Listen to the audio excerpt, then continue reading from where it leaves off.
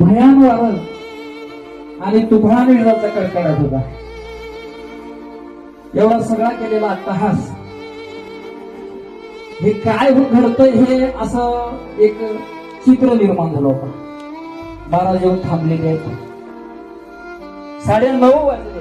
सगळा पसारा उचलून आम्ही मध्ये मंदिरामध्ये नेला होता. इथला सगळा प्रपंच उचलून मध्ये नेला.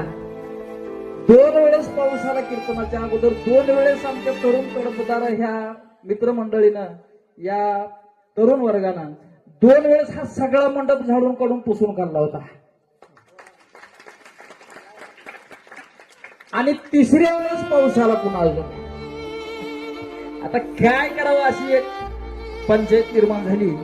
आणि मग माझी तरुण मंडळी काही ह्या हो काय गणपतीच्या मंदिराच्या खाली इथं बसली होती पाऊस येणार. आणि त्याने विचार केला, रामप्रभू महाराजाकडे तोंड केलं आणि त्यांनी रामप्रभू महाराजाला एक